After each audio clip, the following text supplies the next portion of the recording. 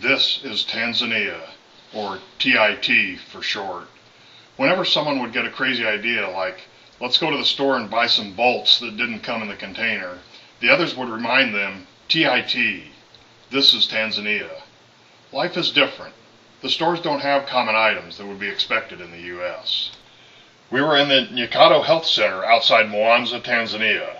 In June 2007, the Patricia Ward, which is the isolation ward, was begun.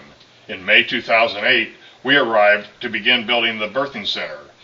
Many additional buildings are planned as time and funds and labor become available. With our container not yet in town, our team worked towards the completion of the Patricia Ward.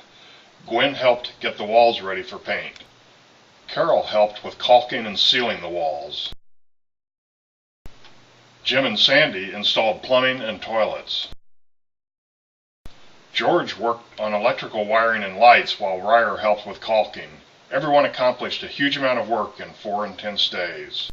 The containers arrived 8:30 Saturday morning. The arrival of the containers was the reward of 100 days of prayer and hard work. The team owes a huge debt of gratitude to Bob Fairbanks. Without his involvement in the shipping process, the containers quite possibly would still not be in Mwanza. Although Dave Bogumil was unable to join us for the trip, he was so instrumental in energizing our group to go to Nyakato that the team decided it was an appropriate tribute to name our building the Bogumil Birthing Center. Using lumber purchased locally, some work towards the Bogumil Birthing Center was able to begin prior to the arrival of the containers. The tower and ladder, chalk lines for the placement of walls, chop saw tables, posts for support braces for the exterior walls, and cement blocks arranged to stack the lumber as it is unloaded from the containers.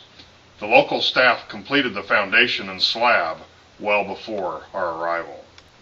The containers had been loaded at the Home Depot in Pittsburgh by forklift, but they were unloaded by hand, one board at a time. The local women teamed up to transport the heavy beams to the proper location. The 20-foot container was empty in 1 hour due to the incredible hard work of the local staff at Nyakato. Craig Cole directed the organization of the wood onto the cement blocks that had been placed there for that purpose. The containers not only delivered building materials and tools, substantial medical supplies, including these surgical lights, made it safely to Tanzania. While the unloading continued on the second container, construction work could begin after lunch on Saturday. Denny, Lindsay, Jim, and Ryer work on framing the first wall on the first day. At day's end, one small section of the first wall is raised with support braces added to hold it in place. No work on Sunday. Worship service started at 7:15, just a very short walk from the hostel where we stayed. Gwen brought a Bible from Saint Matthew to present to the congregation. There are no parking problems because every attendee walks to church. During the church service, there were 6 offerings for various purposes. Those who had no money brought what they could: a cucumber, a papaya, a watermelon, some eggs, sometimes even a goat. After worship, the whole congregation gathered in the courtyard outside and held an auction for the non-cash items that had been donated. The highlight of the auction was the last item, 7 to 8 eggs in a little mesh sack. George Garcia burst out, $5! The auctioneer and everyone there was stunned. No one had ever paid that much for a few eggs, but all were delighted with the result. Sunday evening, we enjoyed the sunset on a beach on Lake Victoria with a Maasai performance and a buffet dinner. Denny and Paula Lostrom joined us for dinner. Monday night, we had all of Wall A up and part of Wall C. The slab was also a work surface for assembling the huge, heavy trusses that would provide the roofing structure for the Bogumil Birthing Center. Tuesday night, we had all of Wall A, C, and D up and part of Wall B. 1 day to go. Trusses are assembled on the slab, but gables on Walls A and B were required to help support the trusses. As the beams for the trusses were spread on the slab, we used Sharpie pens to write the names of friends and family who contributed to making this building possible. On one beam, we captured the official building name, the Bogumil Birthing Center.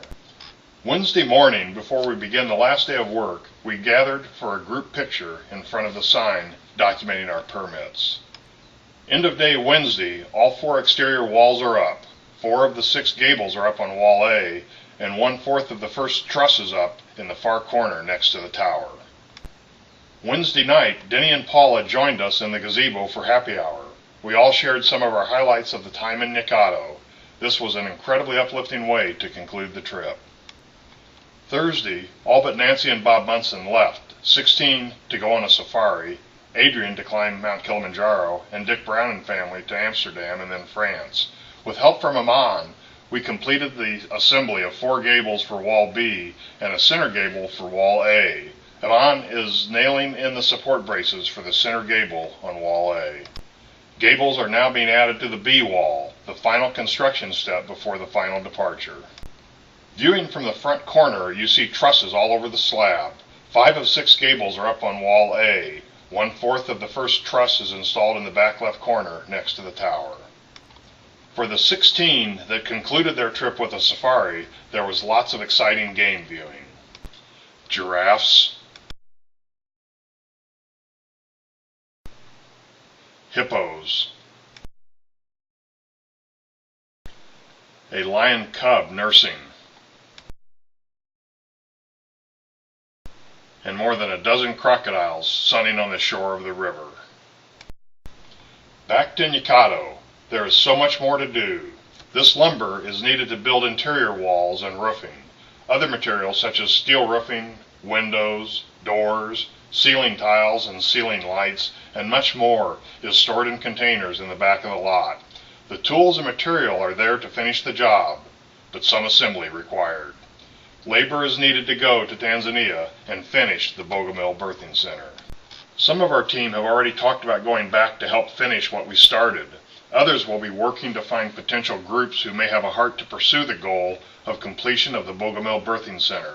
It will be a life-changing experience, both for the people of Tanzania and for the people who go.